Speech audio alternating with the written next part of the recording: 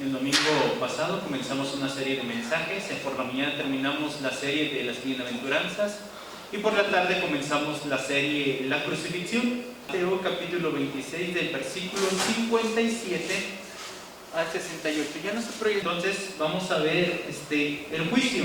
Mateo 26, 57 al 68.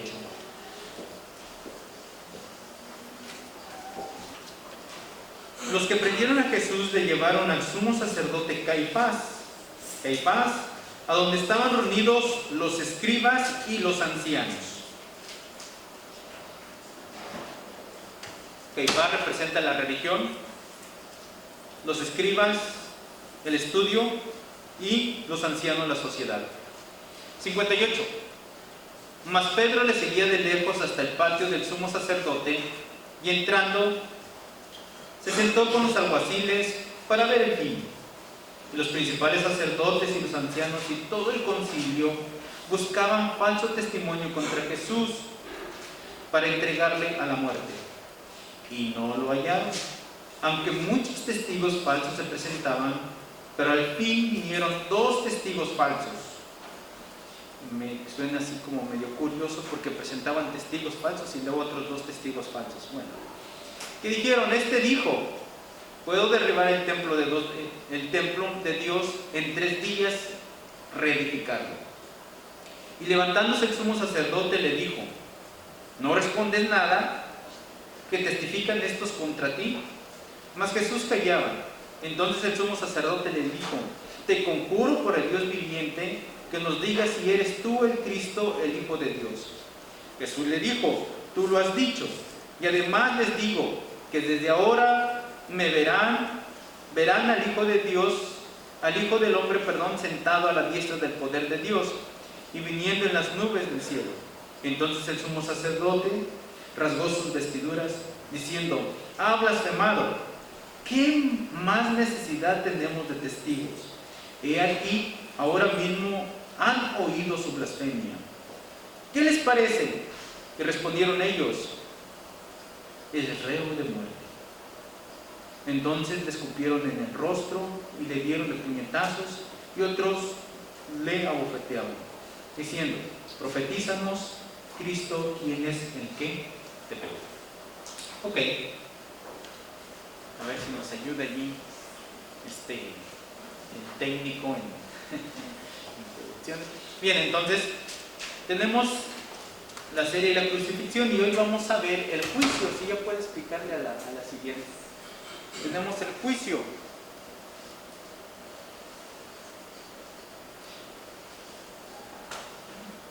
Ahí tenemos el juicio.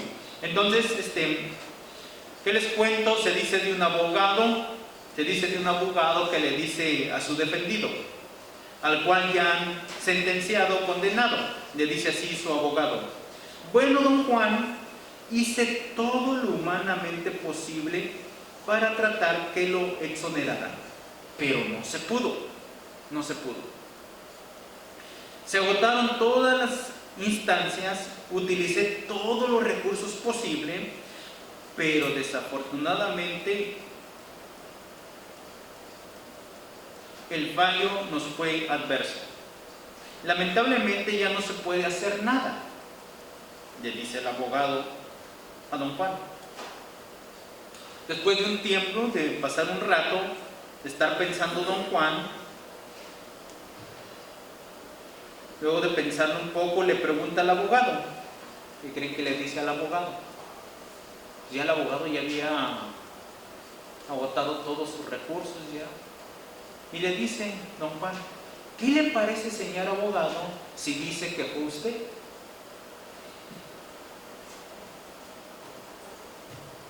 ¿Verdad? Hasta parece curioso así como lo de don Juan, pero es más o menos algo de lo que se acerca allí el sumo sacerdote.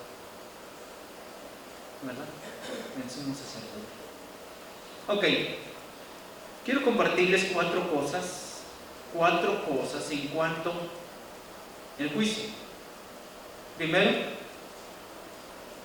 el juicio es oficiado, versículo 57. El juicio es oficiado. Se los acabo de leer un momento, el juicio es oficiado. ¿Es oficiado por quién? Según el versículo 57. ¿Por quién es oficiado el juicio? Según el versículo 57, es oficiado por la religión, por la secularidad y por la sociedad. ¿Sí? Se los acabo de leer hace un momento. ¿Quiénes estaban allí ya reunidos? Es bien interesante cómo es que para algo malo la gente se reúne bien pronto, ¿sí o no? Para algo malo ya tienes a la gente así reunida. Pero háblale a la gente para algo bueno, ni aunque les pagues. Háblale a la gente para algo bueno y ni aunque les pagues. Es más, si tú te pones a invitar a gente a pagarle por ir a la iglesia, no van. Ni aunque me pagues, como dicen ahí. ¿Sí? Pero aquí se reúnen para algo malo y ya estaban allí. ¿Quiénes estaban allí? Según el versículo 57. Todavía ni lo apresaban y ya estaban allí reunidos. Imagínense estar reunidos allí todos ya. El sumo sacerdote y los demás, porque no solamente era el sumo sacerdote. Acuérdense que en ese momento estaban como 3 sumos sacerdotes. Uno que puso Roma y el otro que seguía la línea. ¿Sí? Y había muchas, también estaban reunidos los escribas, me imagino que también los fariseos, y estaban también los ancianos de Israel, estaban reunidos allí. Así se reunieron, así. Para algo malo se reúne la gente pronto. Pero para lo bueno, ¿verdad? Para lo bueno, es muy complicado que se reúnan. Entonces el juicio es oficiado. ¿Por quién? Por la religión, la secularidad y la sociedad. Dice, le llevaron ante Caifás la religión, ¿verdad? Los escribas, los intelectuales, ¿verdad? La secularidad. Y los ancianos representan la sociedad. La expresión le llevaron ante quienes representaban cada una de estas esferas que les acabo de mencionar. Y recordemos que después fue llevado ante la esfera política y de gobierno. ¿Sí? Primero lo llevan ellos y luego lo llevan con la esfera política. Entonces, el juicio es oficiado por la religión, la secularidad y la sociedad. ¿Por qué? Ahora, ¿por qué por estas 3 esferas? Estas 3 esferas siempre se van a ver amenazadas por Jesús. Siempre se ven amenazadas por Jesús. Por ejemplo, hoy en el secularismo la enseñanza está basada a base no de principios, ¿verdad? Hoy quieren que los que estudian sean profesionistas pero sin principios o sin valores. Recuerden que a los que estudian medicina ahora ya no dejan que a los pacientes les digan don Juanito o don Josecito ¿y cómo está don Juanito? ¿Cómo está? Ya no dejan eso, ya les dicen ve a inyectar al paciente 57, al número 57, y van y agarran un jeringón y ¡pum! Al 57, ya sin don Juanito, sin cómo está, sin va a mejorar, ya nada de eso, que no quieren que se relacionen con las personas.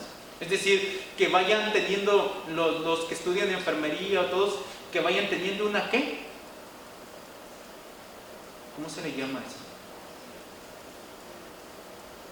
Una apatía, una frialdad hacia las personas. Y que tengan una empatía hacia el dinero. ¿Verdad? Eso es secularismo sin principios. ¿Sí? Eso se les está enseñando. Entonces, por eso siempre se van a ver amenazadas estas 3 esferas por Jesús. Acuérdense, la religión, el secularismo y la sociedad. Siempre se van a ver amenazadas porque de su influencia, el poder de dominio que tiene sobre los hombres, ¿verdad? Porque la religión siempre tiene un poder sobre los hombres con una mínima de la verdad, ¿sí o no? Con una mínima de la verdad. Recuerden que Roma durante muchos tiempos vendió muchas indulgencias. Siempre mentía, siempre con un poquito de la verdad siempre mentía. Entonces la religión siempre se va a ver amenazada, no quiere perder su influencia. ¿Cuál era el temor del sumo sacerdote? ¿Perder su influencia? de que fuera destronado, no quería dejar sus comodidades, no quería dejar su sueldo.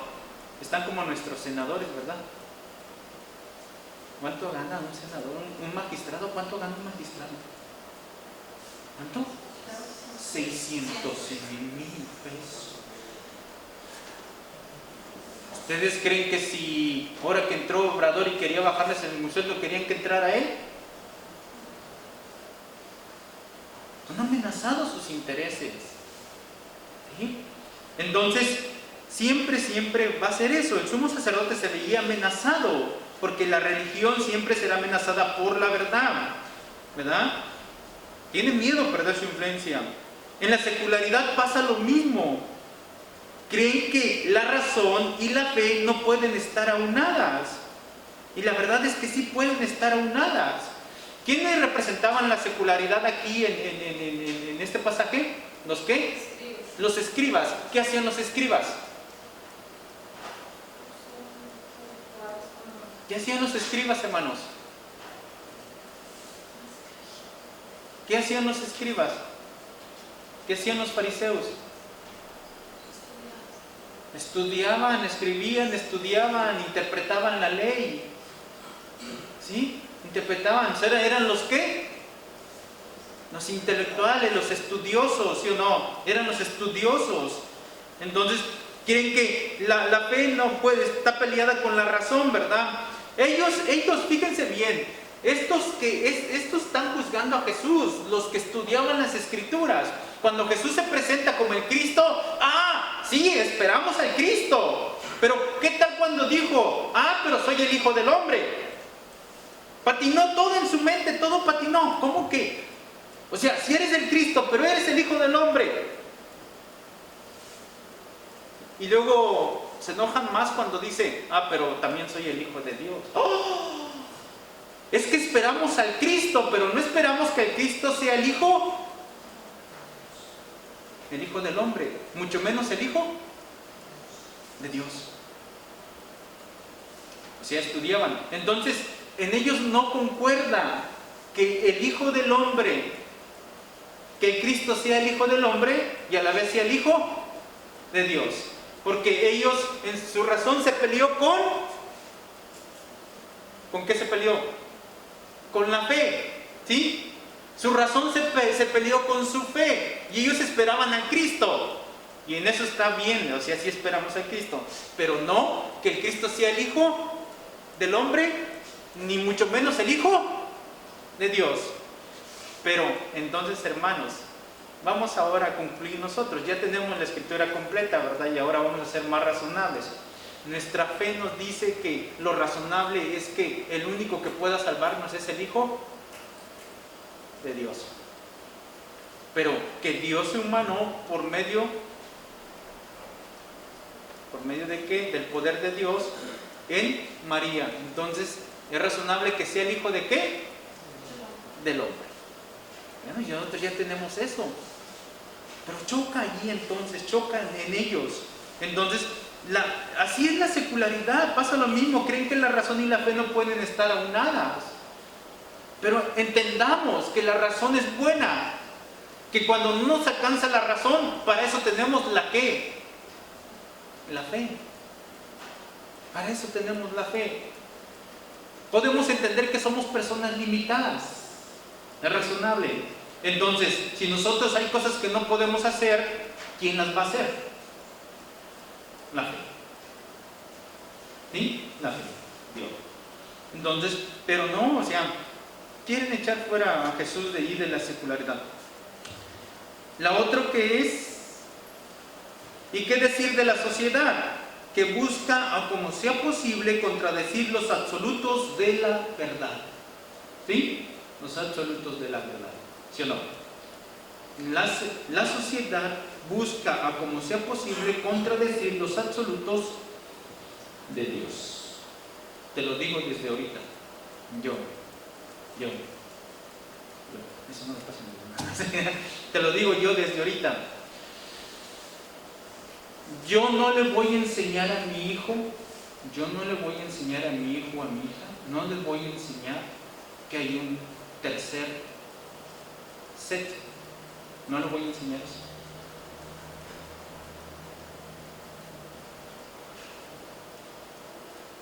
Porque si no se lo enseño, yo no le pasa nada. No le pasa nada. Yo lo voy a obligar, mientras esté conmigo, que si es niño, es niño. Y si es niña, es niña. Porque así es. Porque yo lo obligo a comer frijoles. Yo lo obligo a ir a la escuela. Yo lo obligo a veces hasta qué ropa ponerse. ¿Sí? Y le obligo muchas cosas, ¿verdad? Entonces, ¿por qué no obligarlo a que se respete cuál es? Y no pasa nada, ¿verdad que no? ¿O usted ha frustrado a sus niños por obligarlos a ir a la escuela? ¿Sí? ¿Les ha pasado algo? Pero ¿qué decir de la sociedad que busca como sea posible contradecir los absolutos de la verdad? ¿El blanco es blanco y el negro? Ok, ¿sí? ¿Sí? ¿O no? ¿No? Me dice, aquí tenemos café con leche. No, lo blanco es blanco y lo negro es negro. ¿Sí? Así de sencillo. La verdad es una cosa y la mentira es otra cosa. Y no tenemos un término medio entre verdad y mentira, ¿verdad que no? ¿Cómo se llamaría entonces? No tenemos, o sea, así es. Pero la sociedad siempre trata de derribar los absolutos de Dios. ¿Sí? En el caso de Jesús, ya estaba determinado, era un absoluto. Que Él viniera como el Cristo, como el Mesías. Entonces el juicio es oficiado. Número 2. El juicio es ¿qué? Adulterado, del versículo 59 al 60. El juicio es adulterado. Otra vez, ¿quién lo adulteró?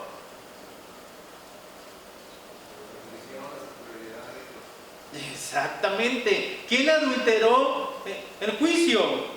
¿A quién le convenía? A la religión, a la secularidad y a la sociedad les convenía. Estos tres esferas adulteran el juicio. ¿Sí? Fíjate lo que dice la expresión. La expresión buscaban, dice 59, y los principales sacerdotes y los ancianos y todo el concilio buscaban. La religión, la secularidad y la sociedad buscaban, pero no hallaban, no encontraban. Quiere decir que el argumento estaba perdido. El argumento que ellos iban a presentar para enjuiciar a Jesús estaba completamente perdido. Dice, no hallaban, no encontraban argumento. ¿Sí? Entonces estaba perdido. En otras palabras, no existía argumento para apresar a Jesús. Es precisamente lo que sucede. ¿Sí? No hay argumento para que los hombres eludan a Jesús. ¿Sí? No hay argumento para que los hombres eludan a Jesús. ¿Por qué entonces la gente no viene a Jesús? No quiere a Jesús. ¿Ha compartido alguna vez usted de Cristo? ¿Cuántas veces ha compartido? Y de todos los que les ha compartido, ¿alguno ha venido a la iglesia? ¿Alguno ha venido a los pies de Cristo? ¿Por qué? ¿Por qué?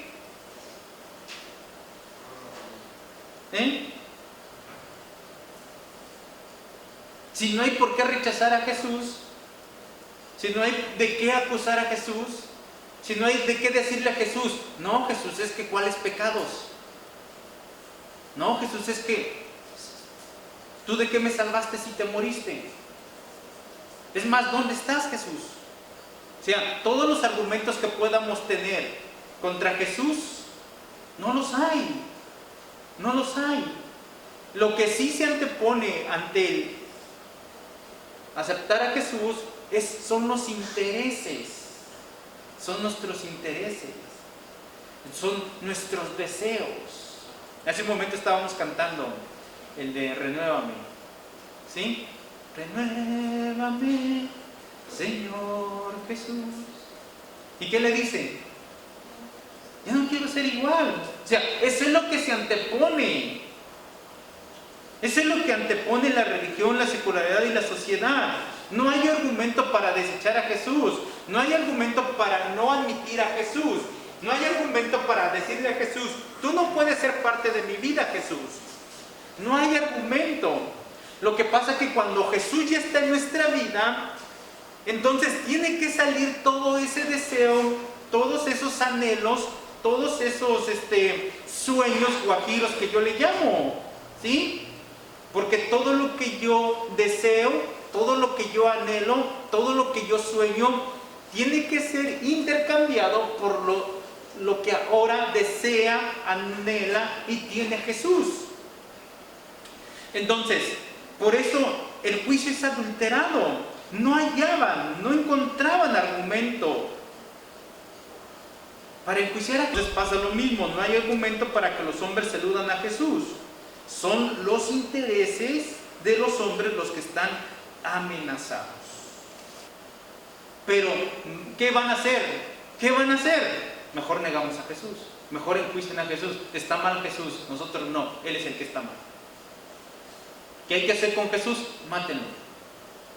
Él es el que está mal, ¿verdad? Por eso dice la Escritura, no seas sabio de propia opinión. Él es el que está mal, no yo no estoy mal, el que está mal es Jesús. Jesús.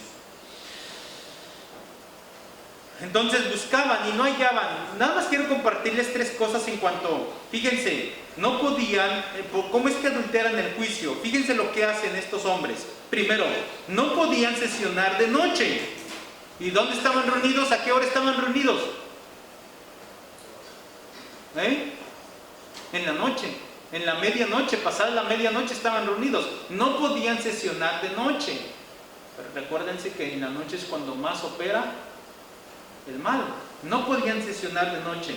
Segundo, no podían juzgar ni ejecutar al mismo tiempo. Y fue lo que hicieron ellos. No podían juzgar y ejecutar al mismo tiempo. Y eso fue lo que hicieron.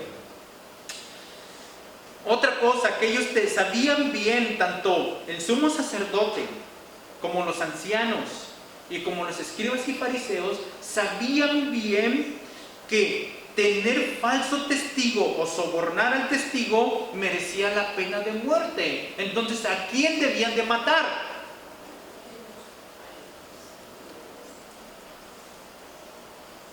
¿Se acuerdan lo que les comenté del abogado? Les dije, es algo parecido, ¿no? ¿A quiénes tenían que condenar? Desde el momento que empiezan a sesionar en la noche, desde que juzgan y ejecutan una orden, y desde el momento que buscan falsos testigos, ellos eran los culpables. Todo el tiempo ellos fueron.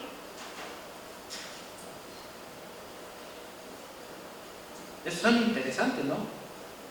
¿Quiénes son los culpables?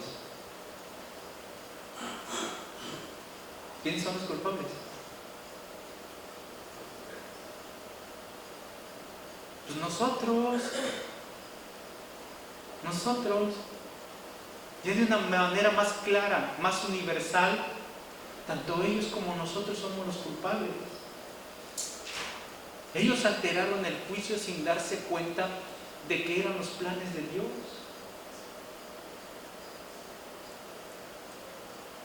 ¿Se acuerdan que hay un canto de Jesús Adrián Romero que dice, si hubiera estado allí? Y la cuestión es que también yo estuve allí. ¿Sí o no? También yo estuve allí.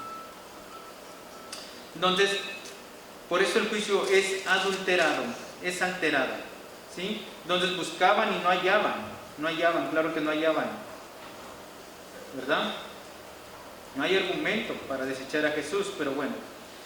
Siguiente cosa, en el juicio la declaración, 61 al 64. Ya tenemos la declaración. Primero tenemos la declaración de los hombres, ¿sí? La declaración de los hombres. Versículo 59 dice que buscaban falso testimonio contra Jesús para entregarle a muerte y no hallaron, aunque muchos testigos falsos se presentaron, pero al final vinieron 2 testigos falsos más. Entonces tenemos la declaración primero de los hombres. Recuerden que estamos en el juicio, están enjuiciando a Jesús y tenemos la declaración de los hombres. ¿Qué dicen los hombres? La declaración de los 2 testigos. Parece que al fin han encontrado algo con que acusar a Jesús, pero recordemos que 2 eran necesarios para sentenciar. ¿Sí? ¿Cuántos eran necesarios para sentenciar a alguien? 2 testigos. Y encuentran 2 testigos. 2 testigos entre los muchos demás que no lograron ponerse de acuerdo, encuentran 2 que se ponen de acuerdo. ¿Sí? Y estos son los que acusan a Jesús. Pero aún así, estos 2, su testimonio es inconsistente. Inconsistente. ¿Cuál fue el testimonio de estos 2? 61, dice. Este dijo, puedo derribar el templo de Dios mientras yo reedificarlo. A ver, vayan a Juan 2:19 a ver si es cierto. Que si eso fue lo que dijo.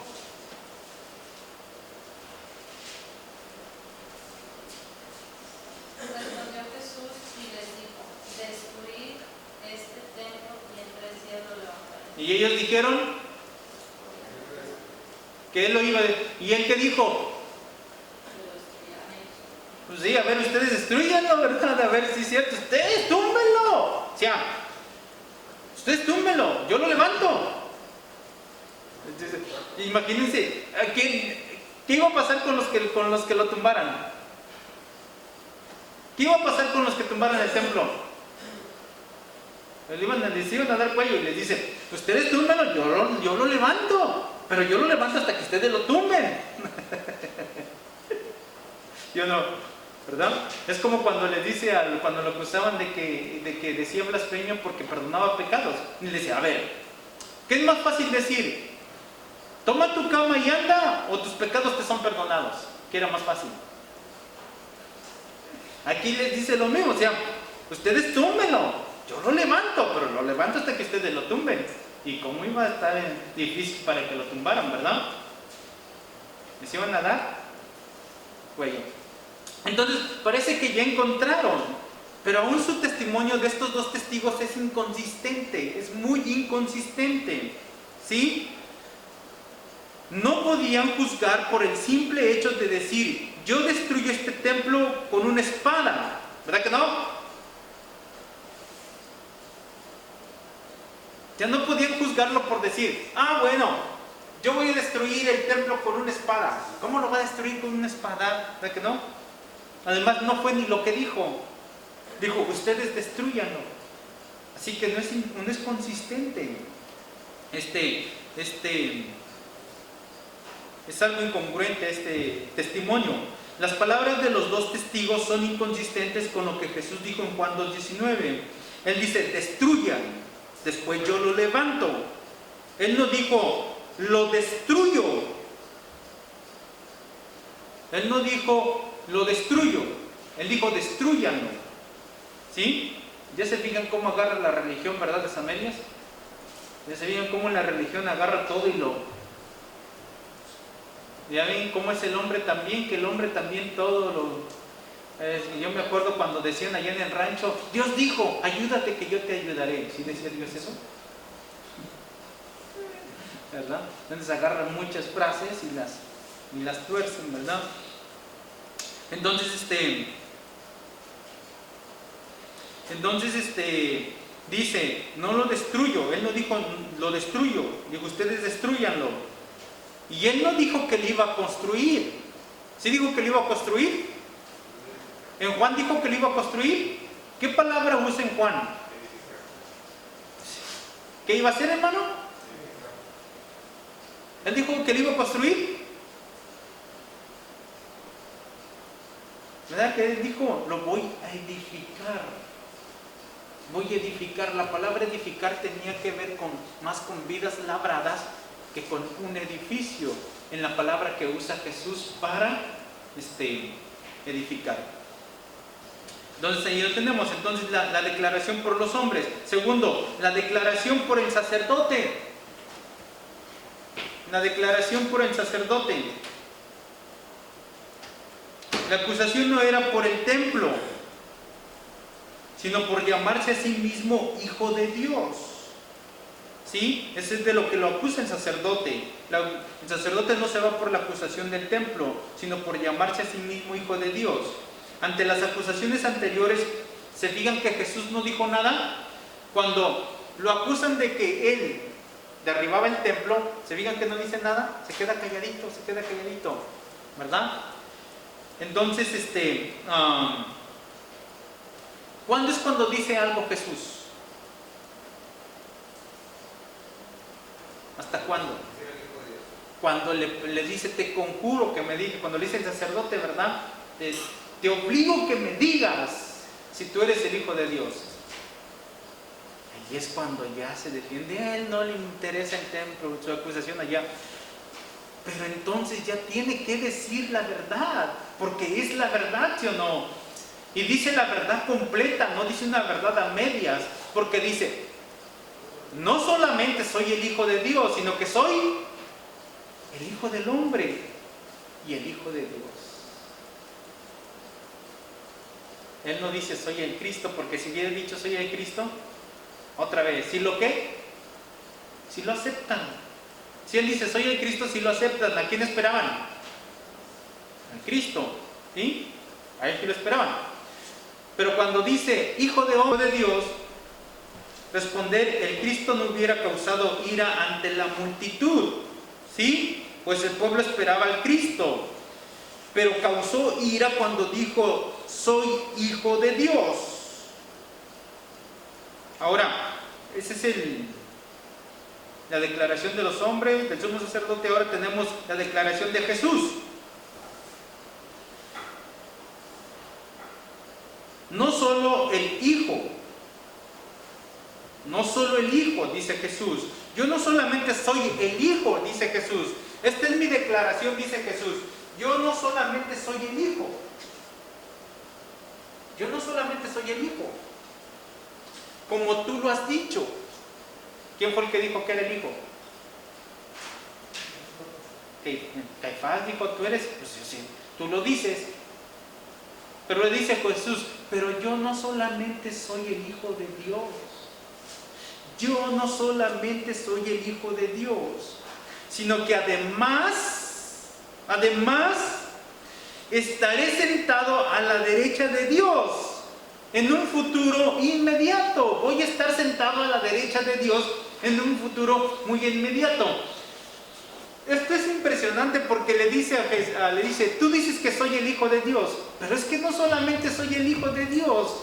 Al encontrarse a la derecha de Dios, ¿qué quería decir que era?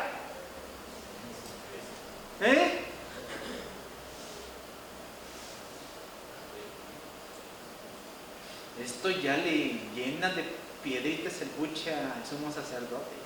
Es demasiado. O sea, el Cristo, bueno, el Hijo del Hombre, pues, el Hijo de Dios, pues, pero fíjense lo que le dice Jesús. ¿Cuál es el testimonio de Jesús? Esa es la verdad. Esa es la verdad absoluta.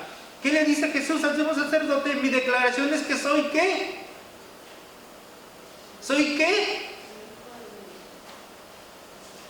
Cuando le dice, ¿y estaré qué?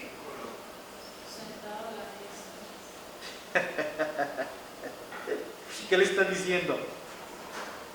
¡Soy Dios mismo! ¡Soy Dios mismo! Esto hace que ahora sí ya no le dio un infarto al sumo sacerdote porque no le convenía.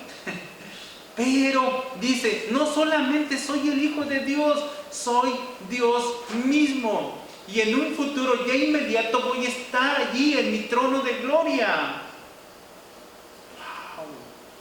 ¡Wow! Y no solo eso, no solamente habla de un futuro inmediato. También, ¿qué le dice? ¿Iba a venir en qué? Un futuro tardío.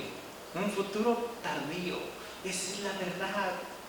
Esa es la verdad. Para los que no creen que Cristo viene, esa es la verdad. Y viene porque es Dios mismo.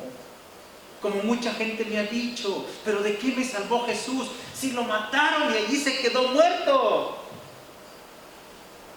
Digo, no entienden la verdad absoluta. Eso fue para limpiar nuestros pecados.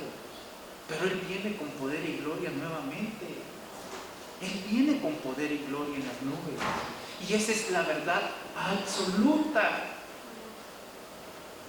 Y lo que más me sorprende de la Escritura es que dice, y todo ojo, ya no va a ver si, pues que no te mataron, pues es que esto, pues no que lo otro, pues no que yo, pues no, ya no va a haber tal cosa. Dice que todo ojo le verá y entonces todos los labios van a confesar que, porque esa es la verdad.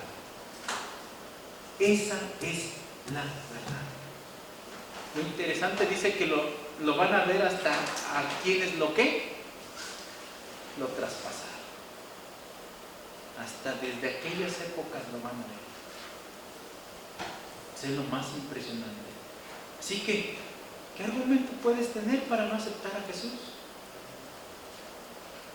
¿Qué cosa vale más aquí en la tierra que Jesús? ¿Qué puede hacer más fructífera, rica y maravillosa tu vida que Jesús?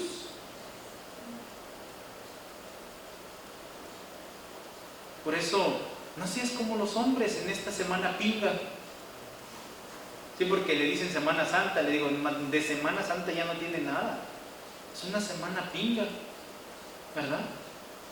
La gente no busca adorar a Dios ni a buscar a Jesús en este tiempo. ¿Qué hace la gente en este tiempo?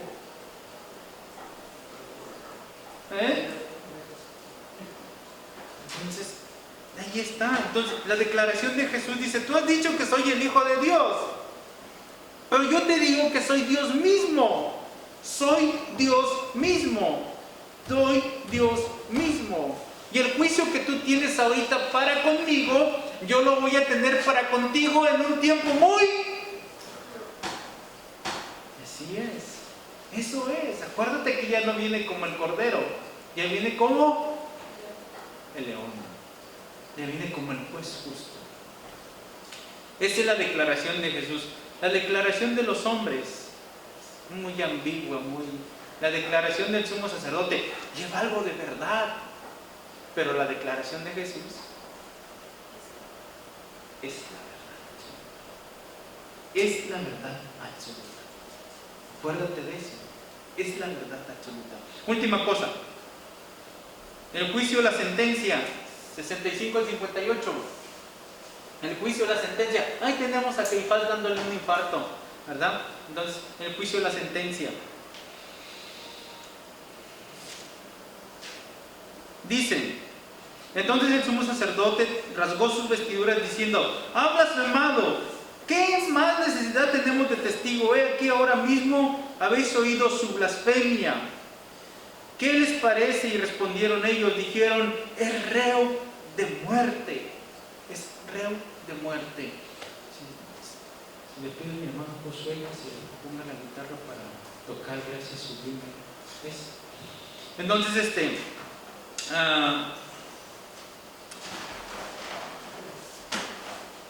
la sentencia. Primero, la sentencia es en desvirtud de una falsa indignación. La sentencia se lleva a cabo por una desvirtud de una falsa indignación. Cuando dice, no solamente, tú dices que yo soy el Hijo de Dios, pero yo te digo que soy el Dios mismo. Cuando dice eso, eso causa una supuesta, ¿qué? Indignación. Viene siendo lo mismo.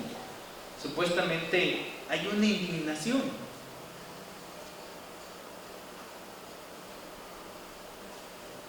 La sentencia se lleva a cabo en una falsa indignación.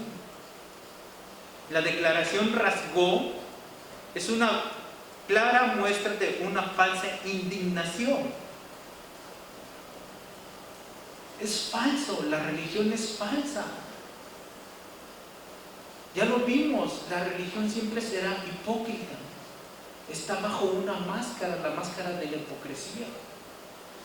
Y algo de lo que debemos cuidar los creyentes es eso, de caer en una máscara. Acuérdense, o somos o los hemos. Entonces, la declaración rasgó es una muestra de una falsa indignación. ¿Por qué? Rasgar era una expresión común de inmenso dolor. Cuando alguien rasgaba sus vestiduras, era una expresión común de inmenso dolor. ¿Quién rasgó sus vestiduras? Job. ¿Quién más? Elías. ¿Quién más?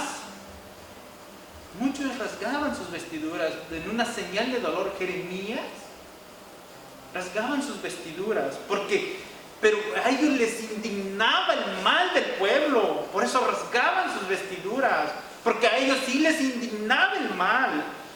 Pero aquí el sumo sacerdote no siente esa indignación, ese dolor. ¿Por qué? La vestidura del sumo sacerdote era considerada sagrada. No debería rasgarse y menos en público. Eso estaba determinado.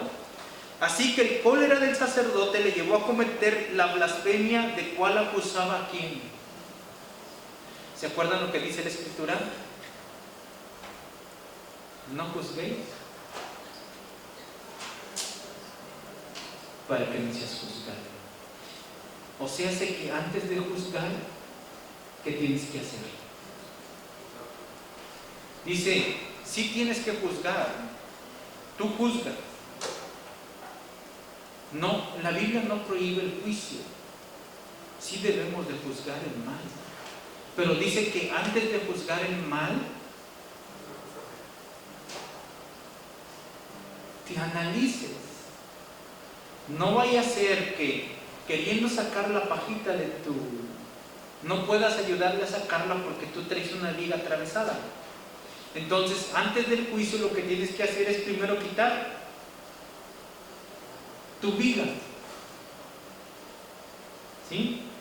Entonces es lo que le está diciendo aquí al sumo sacerdote. El sumo sacerdote enjuicia a Jesús bajo una falsa indignación. Lo que él hizo de rasgar sus vestiduras, y ahí lo tenemos, de rasgar sus vestiduras, al que debieron de haber matado primero era ¿a quién?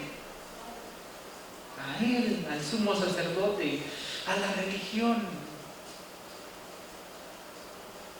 A él es al que debieron haber matado. Por eso les digo que el juicio, la sentencia, es en desvirtud de una falsa indignación.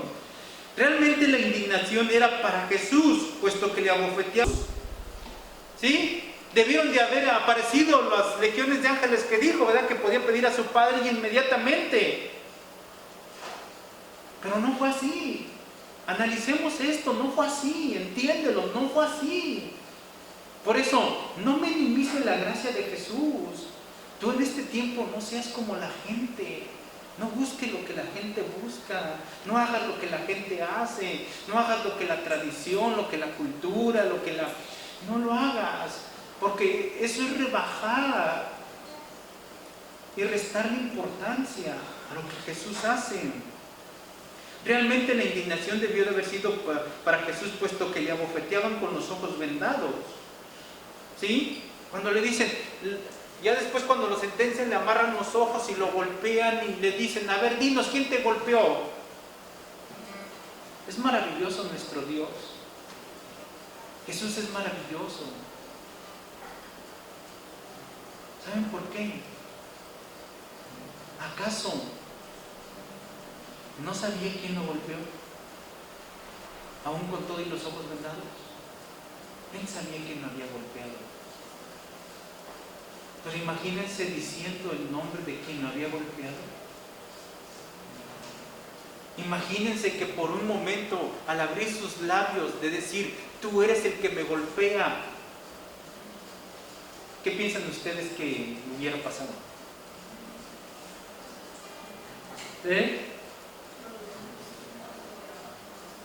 No, pero ¿qué le hubiera pasado al que lo golpeó? a veces pienso, hubiera caído fuego del cielo sobre esa persona. ¿Por qué? Porque en los labios de Jesús, fíjense qué maravilloso es Jesús. Vamos a anticipar el Padre, perdónalos, porque no saben lo que es. Ellos nada más están cumpliendo tus propósitos, tus planes. Imagínense que Jesús sabía quién era. Sin embargo, Jesús no dice nada porque ellos nada más estaban cumpliendo los planes de Dios. Y a pesar de estar indignado, Él no hace nada. Por supuesto que Jesús sabía y podía librarse, pero el perdónalos, no saben lo que hacen, ya estaba en el corazón de Dios.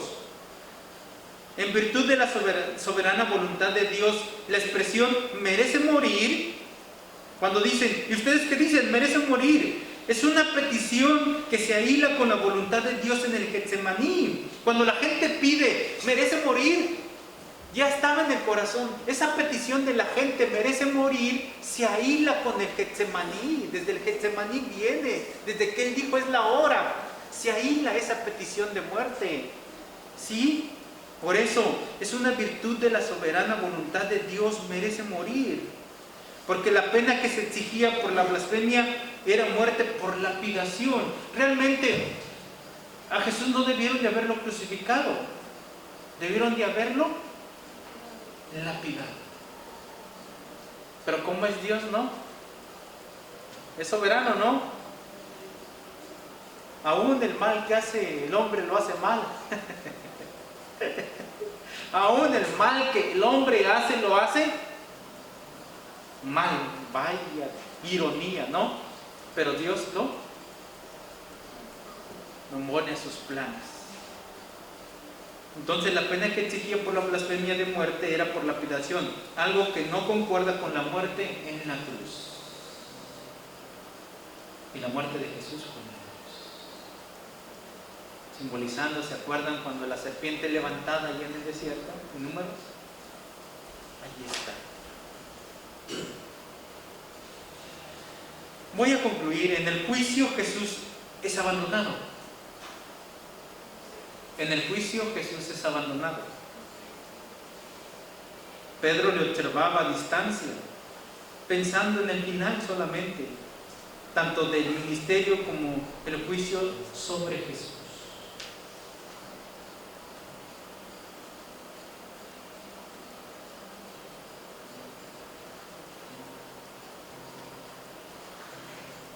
Hay un principio, con esto concluyo.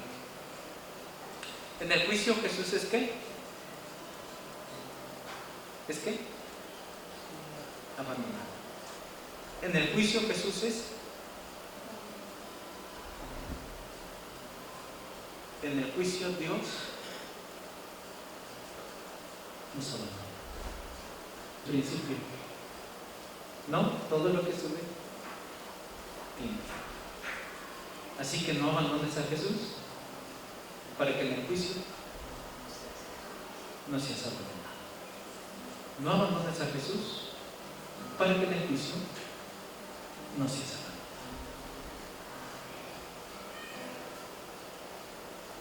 No intercambies tu progenitura por un plato de lentejas. Ya no pienses como la cultura.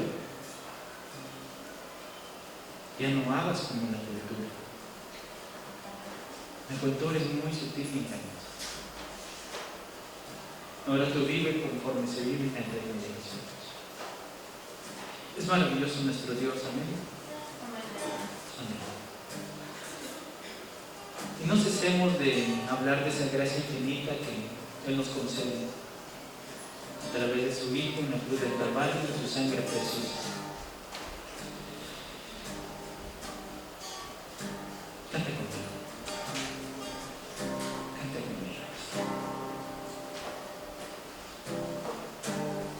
conmigo.